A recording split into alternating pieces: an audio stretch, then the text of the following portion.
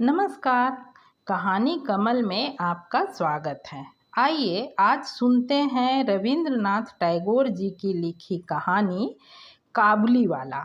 कहानी शुरू करने से पहले आपसे एक छोटी सी आग्रह है। किसी भी कहानी की आत्मा या वास्तविक सारांश कह लीजिए, कहानी के अंतिम भाग में ही होता है। इसलिए कहानी को पूरा अवश्य सुने और आनंद लें। साथ ही कमेंट करके बताएं कि कहानी आपको कैसी लगी। तो शुरू करते हैं आज की कहानी काबुली वाला। मेरी 5 वर्ष की बेटी पल भर भी बात किए बिना नहीं रह सकती। दुनिया में आने के बाद भाषा सीखने में उसने सिर्फ 1 वर्ष का समय लगाया।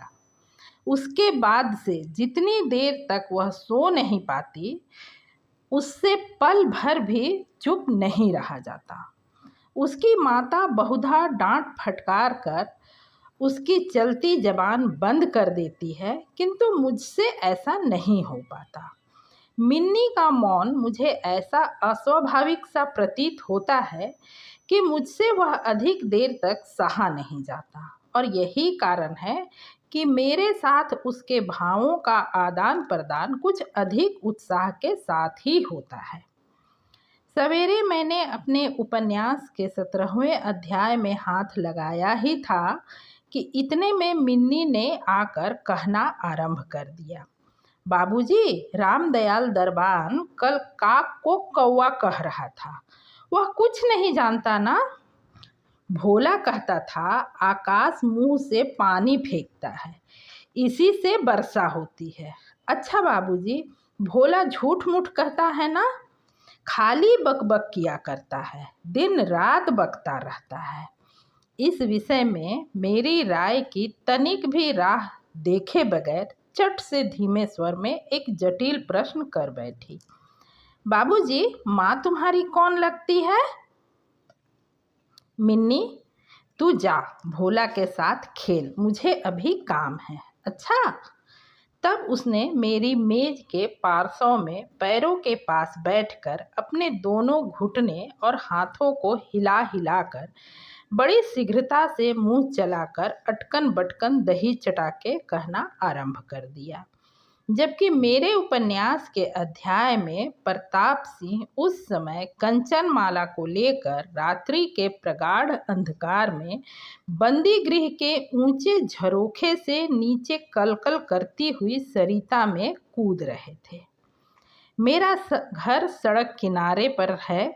सहसा मिन्नी अपने अटकन बटकन को छोड़कर कमरे की खिड़की के पास दौड़ गई और जोर जोर से चिल्लाने लगी, काबुल वाला, वो काबुल वाला। मैले कुचैले ढीले कपड़े पहने, सिर पर कुल्ला रखे, उस पर साफा बांधे, कंधे पर सूखे फलों की मैली झोली लटकाए, हाथ में चमन के अंगूरों की कुछ पिटारियां लिए एक लंबा तगड़ा सा काबुली मंद चाल से सड़क पर जा रहा था। उसे देखकर मेरी छोटी बेटी के हृदय में कैसे भाव उदय हुए, यह बताना असंभव है। उसने जोरों से पुकारना शुरू किया। मैंने सोचा अभी झोली कंधे पर डाले सर पर एक मुसीबत आ खड़ी होगी और मेरा 17वां अध्याय आज अधूरा ही रह जाएगा।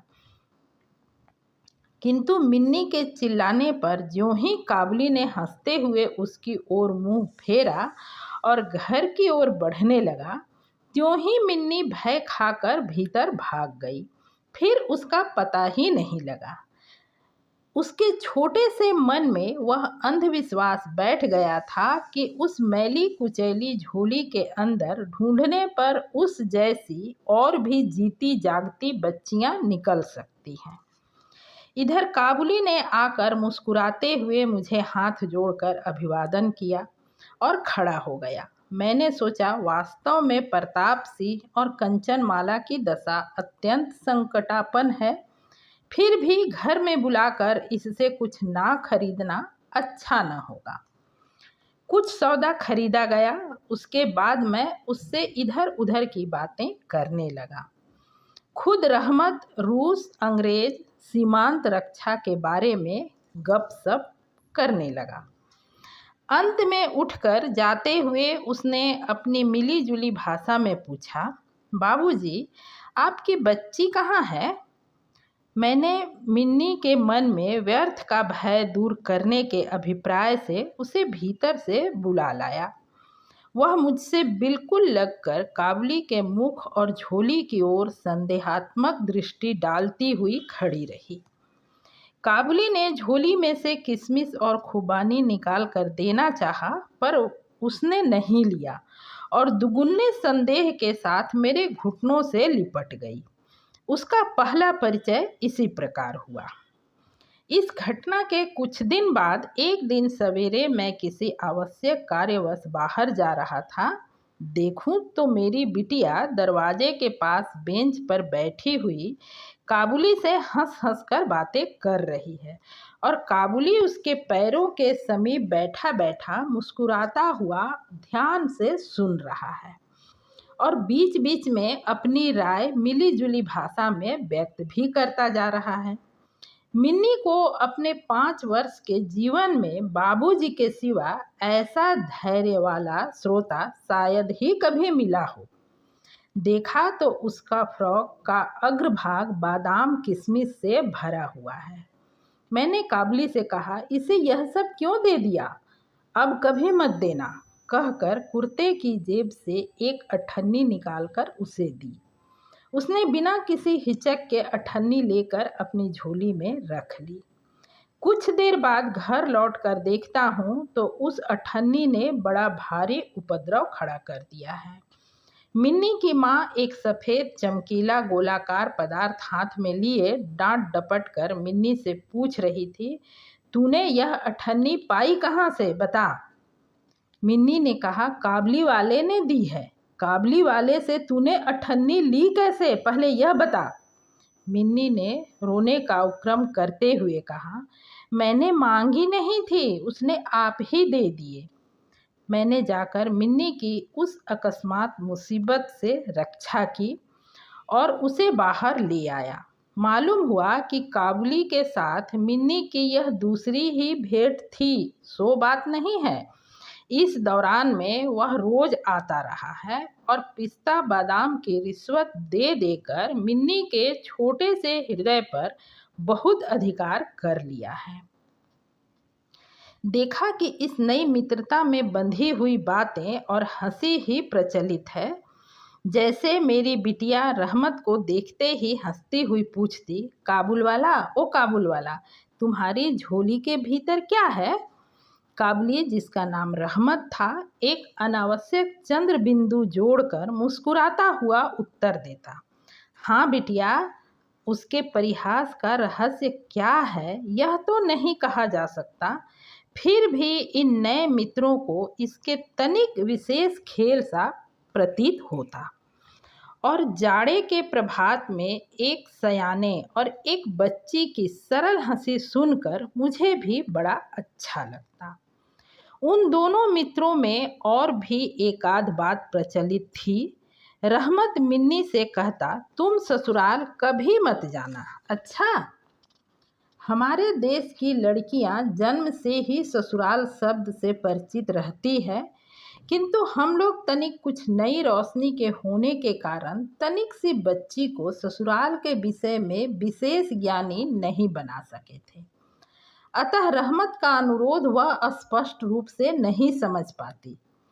इस पर भी किसी बात का उत्तर दिए बिना चुप रहना उसके स्वभाव के बिल्कुल विरुद्ध था।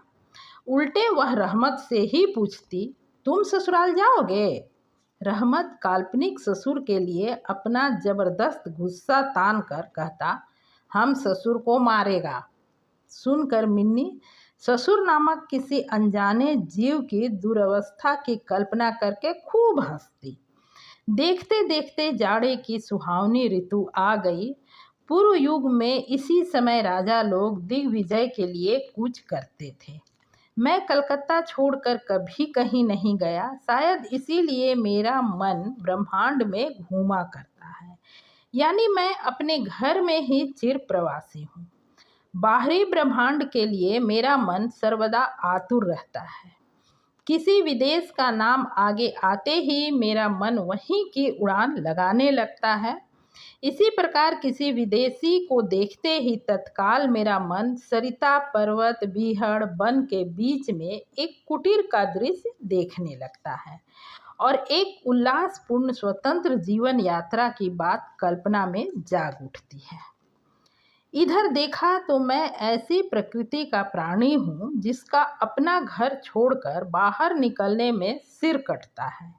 यही कारण है कि सवेरे के समय अपने छोटे से कमरे में मेज के सामने बैठकर उस काबुली से गपशप लड़ाकर बहुत कुछ भ्रमण का काम निकाल लिया करता हूँ। मेरे सामने काबुल का पूरा चित्र खिंच जाता है। दोनों ओर उबड़ खाबड़ लाल लाल ऊंचे दुर्गम पर्वत हैं और रेगिस्तानी मार्ग, उन पर लदे हुए ऊंटों की कतार जा रही है। ऊंचे ऊंचे साफे बंधे हुए सौदागर और यात्री कुछ ऊंट की सवारी पर हैं तो कुछ पैदल ही जा रहे हैं। किन्हीं के हाथों में बर्छा है तो कोई बाबा आदम के जमाने की पुरानी बंदूक थामे हुए है। बादलों की भयानक गर्जन के स्वर में काबुली लोग अपने मिली जुली भाषा में अपने देश की बातें कर रहे हैं। मिन्नी की माँ बड़ी वहमी तबीयत की है। राह में किसी प्रकार का शोरगुल हुआ नहीं कि उसने समझ लिया कि संसार भर के सारे मस्त शराबी हमारे ही घर की ओर दौड़े आ रहे हैं। उसके विचारों में यह दुनिया इस छोर से उस छोर तक चोर डकैत मस्त शराबी सांप बाघ रोगों मलेरिया तिलचट्टे और अंग्रेजों से भरी पड़ी है। इतने दिन हुए इस दुनिया में रहते हुए उसने मन का यह रोग दूर नहीं किया। रहमत काबुली की ओर से भी वह पूरी तरह निश्चिंत नहीं है। उस पर विशेष नज़र रखने के लिए मुझसे बार बार अनुरोध करती रहती। जब मैं उसके शक को परिभाष के आवरण में ढकना चाहता तो मुझसे एक साथ कई प्रश्न पूछ बैठती। क्या कभी किसी का लड़का नहीं चुराया गया? क्या काबुली में गुलाम नहीं बिकते? क्या एक लंबे तगड़े काबुली के लिए एक छोटी सी बच्ची को उठा ले जाना असंभव है? इत्यादि।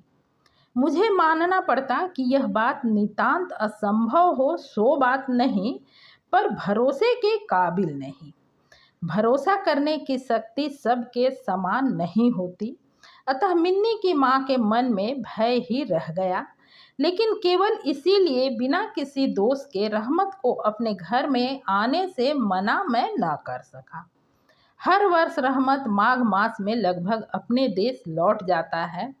इस समय वह अपने व्यापारियों से रुपया पैसा वसूल करने में तल्लीन रहता है। उसे घर घर दुकान दुकान घूमना पड़ता है। फिर भी मिन्नी से उसकी भेंट एक बार अवश्य हो जाती है। देखने में तो ऐसा प्रतीत होता है कि दोनों के मध्य किसी षड्यंत्र का श्री गणेश हो रहा है। जिस दिन वह सवेरे नहीं आता उस दिन देखूं तो वह संध्या को हाजिर है। अंधेरे में घर के कोने में उस ढीले ढाले जामा पजामा पहने झोली वाले लंबे तगड़े आदमी को देखकर सचमुच ही मन में अचानक भय सा पैदा हो जाता है। लेकिन जब देखता हूँ कि मिन्नी ओ काबुल वाला पुकारती हुई हंसती हंसती दौड़ी आती है और दो भिन्न भिन्न आयु के असम मित्रों में वही पुराना हास परिहास चलने लगता है, तब मेरा सारा हृदय खुशी से नाच उठता है। एक दिन सवेरे मैं अपने छोटे कमरे में बैठा हुआ नई पुस्तक की प्रूफ देख रहा था। जाड़ा विदा होने के से पूर्व आज 2-3 दिन खूब जोरों से अपना प्रकोप दिखा रहा है। जिधर देखो उधर उस जाड़े की ही चर्चा है।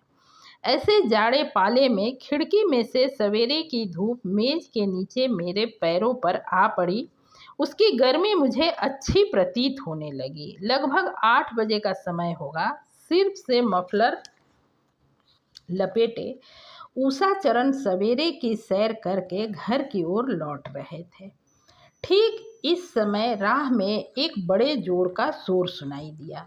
देखूं तो अपने उस रहमत को 2 सिपाही बांधे लिए जा रहे हैं। उनके पीछे बहुत से तमाशाई बच्चों का झुंड चला आ रहा है। रहमत के ढीले ढाले कुर्ते पर खून के दाग हैं और एक सिपाही के हाथ में खून से लथपथ छुरा। मैंने द्वार से बाहर निकलकर सिपाही को रोक लिया, पूछा क्या बात है।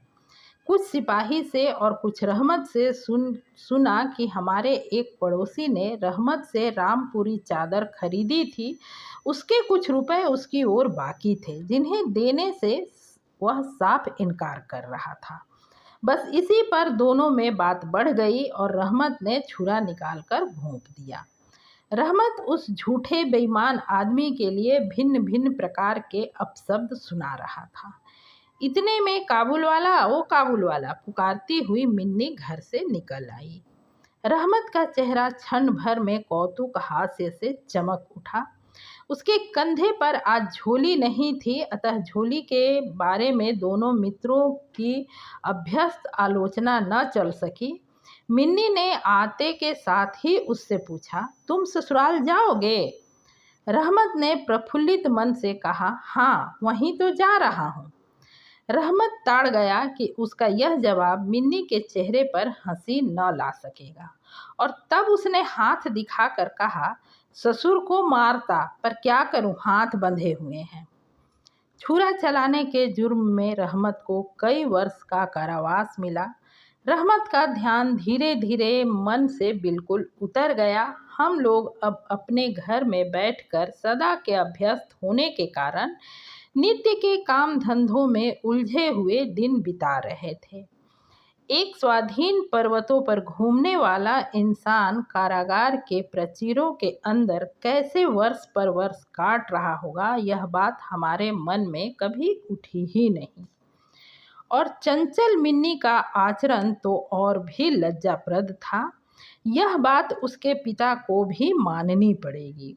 उसने सहज ही अपने पुराने मित्र को भूलकर पहले तो नबी रईस के साथ मित्रता जोड़ी, फिर क्रमशः जैसे उसकी वयोवृद्धि होने लगी, वैसे वैसे सखा के बदले एक के बाद एक उसकी सखियां जुड़ने लगी।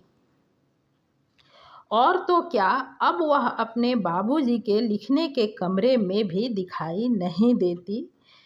मेरा तो एक तरह से उसके साथ नाता ही टूट गया।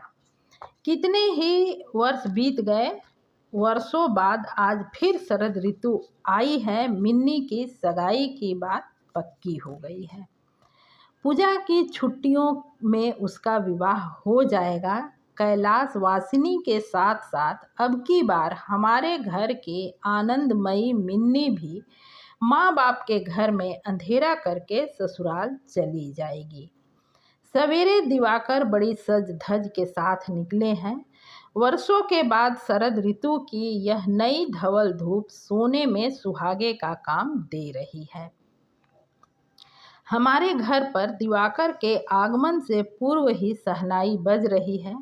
मुझे ऐसा प्रतीत हो रहा है कि जैसे यह मेरे हृदय की धड़कनों में से रो रो कर बज रही है।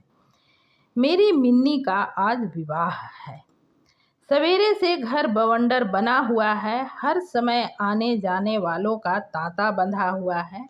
आंगन में बांसों का मंडप बनाया जा रहा है। हर एक कमरे और बरामदे में झाड़ फानूस लटकाए जा रहे हैं और उनकी टक टक की आवाज़ मेरे कमरे में आ रही है।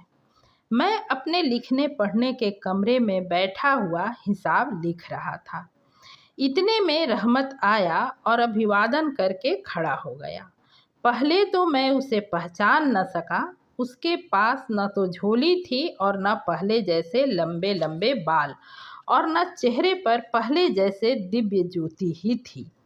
अंत में उसकी मुस्कान देखकर पहचान सका कि वह रहमत है। मैंने पूछा, क्यों रहमत, कब आए? उसने कहा, कल शाम को जेल से छूटा हूँ। सुनते ही उसके शब्द मेरे कानों में खट से बज उठे। किसी खूनी को मैंने कभी आंखों से नहीं देखा था। उसे देखकर मेरा सारा मन एकाएक सिकुड़ सा गया। मेरी यही इच्छा होने लगी कि आज के इस शुभ अवसर के दिन वह इंसान यहाँ से टल जाए तो अच्छा हो। मैंने उससे कहा, आज हमारे घर कुछ आवश्यक काम है, सो आज मैं उसमें लगा हुआ हूँ, आज तुम जाओ, फिर कभी आना। मेरी बात सुनकर वह उसी क्षण जाने को तैयार हो गया, पर द्वार के पास आकर कुछ इधर उधर देखकर बोला, क्या बच्ची को तनिक नहीं देख सकता? शायद उसे यही विश्वास था कि मिन्नी अब तक वैसी ही बच्ची बनी है। उसने सोचा हो कि मिन्नी अब भी पहले की तरह काबुल वाला पुकारती हुई दौड़ी चली आएगी। उन दोनों के पहले हास परिहास में किसी प्रकार की रुकावट न होगी। यहाँ तक कि पहले की मित्रता की याद करके वह एक पेटी अंगूर और एक कागज के दोने में थोड़ी सी किशमिश और बादाम शायद अपने देश के किसी आदमी से मांग तांग कर लेता आया था। उसकी पहले की मैली कुचैली झोली आज उसके पास नहीं थी। मैंने कहा, आज घर में बहुत काम है, सो किसी से भेंट न हो सकेगी। मेरा उत्तर सुनकर वह कुछ उदास सा हो गया। उसी मुद्रा में उसने एक बार मेरे मुख की ओर स्थिर दृष्टि से देखा, फिर अभिवादन करके दरवाजे के बाहर निकल गया। मेरे हृदय में जाने कैसी एक वेदना सी उठी। मैं सोच रहा था कि उसे बुलाऊं। इतने में देखा वह स्वयं ही आ रहा है। पास आकर बोला, ये अंगूर और कुछ किशमिश बादाम बच्ची के लिए लाया था, उसको दे दीजिएगा। मैंने उसके हाथ से सामान लेकर पैसे देने चाहे, लेकिन उसने मेरे हाथ को थामते हुए कहा, आपकी बहुत मेहरबानी है बाबू साहब, हमेशा याद रहेगी, पैसा रहने दीजिए। तनिक रुक कर फिर बोला, बाबू साहब, आपकी जैसी ही मेरी भी देश में एक बच्ची है। मैं उसी की याद कर करके आपकी बच्ची के लिए थोड़ी सी मेवा हाथ में ले आया करता हूँ। मैं यहाँ सौदा बेचने नहीं आता। कहते हुए उसने ढीले ढाले कुर्ते के अंदर हाथ डालकर छाती के पास से एक मैला कुचैला मुड़ा हुआ कागज का टुकड़ा निकाला और बड़े जतन से उसकी चारों तहें खोलकर दोनों हाथों से उसे फैलाकर मेरी मेज पर रख दिया। देखा कि कागज के उस टुकड़े पर एक नन्हे से हाथ के छोटे से पंजे की छाप है। फोटो नहीं, तैल चित्र नहीं। हाथ में थोड़ी सी कालिख लगाकर कागज के ऊपर उसी का निशान ले लिया गया है। अपनी बेटी की इस स्मृति पत्र को छाती से लगाकर रहमत हर वर्ष कलकत्ता के गली कूचों में सौदा बेचने के लिए आता है, और तब वह कालिख चित्र मानो उसकी बच्ची के हाथों का कोमल स्पर्श उसके बिछड़े हुए विशाल वक्ष स्थल में अमृत उड़ेलता रहता है। देखकर मेरी आंखें भर आई और फिर मैं इस बात को बिल्कुल ही भूल गया कि वह एक मामूली काबुली मेवा वाला है और मैं एक उच्च वंश का रईस हूँ। तब मुझे ऐसा लगने लगा कि जो वह है वही मैं भी हूँ। वह भी एक बाप है और मैं भी। उसकी पर्वतवासिनी छोटी बच्ची की निशानी मेरी ही मिन्नी की याद दिलाती है। मैंने तत्काल ही मिन्नी को बाहर बुलवाया। हालांकि इस पर अंदर घर में आपत्ति की गई, पर मैंने उस पर कुछ भी ध्यान नहीं दिया। विवाह के वस्त्रों और अलंकारों में लिपटी हुई बेचारी मिन्नी मारे लज्जा से सिकुड़ी हुई सी मेरे पास आकर खड़ी हो गई। उस अवस्था में देखकर रहमत काबुल पहले तो सकपका गया, उससे पहले जैसी बातचीत न करते बना। बाद में हंसते हुए बोला, लल्ली, सास के घर जा रही है क्या? मिन्नी अब सास का अर्थ समझने लगी थी, अतः अब उससे पहले की तरह उत्तर देते न बना। रहमत की बात सुनकर मारे लज्जा के उसके कपोल लाल हो उठे। उसने मुंह को फेर लिया। मुझे उस दिन की याद आई जब रहमत के साथ मिन्नी की प्रथम परिचय हुआ था। मन में एक पीड़ा की लहर दौड़ गई। मिन्नी के चले जाने के बाद एक गहरी सांस लेकर रहमत फर्श पर बैठ गया। शायद उसकी समझ में यह बात एकाएक साफ हो गई कि उसकी बेटी भी इतने दिनों में बड़ी हो गई होगी और उसके साथ भी उसे अब फिर से नई जान पहचान करनी पड़ेगी। संभवतः वह उसे पहले जैसी नहीं पाएगा। इस 8 वर्षों में उसका क्या हुआ होगा कौन जाने। सवेरे के समय शरद की स्निग्ध सूर्य किरणों में शहनाई बजने लगी और रहमत कलकत्ता की एक गली के भीतर बैठा हुआ अफगानिस्तान के मेरू पर्वत का दृश्य देखने लगा। मैंने एक नोट निकालकर उसके हाथ में दिया और कहा, रहमत, तुम देश चले जाओ अपनी लड़की के पास। तुम दोनों के मिलन सुख से मेरी मिन्नी सुख पाएगी। रहमत को रुपए देने के बाद विवाह के हिसाब में से मुझे उत्सव समारोह के 1-2 अंग छांट कर कट करने पड़े। जैसी मन में थी वैसी रोशनी नहीं कर सका। अंग्रेजी बाजा भी नहीं आया। घर में औरतें बड़ी बिगड़ने लगी। सब कुछ हुआ, फिर भी मेरा विचार है कि आज एक अपूर्व ज्योत्सना से हमारा शुभ समारोह उज्जवल हो उठा। समाप्त। कहानी पसंद आई हो तो चैनल को ज़रूर सब्सक्राइब करें। पूरी कहानी सुनने के लिए दिल से धन्यवाद।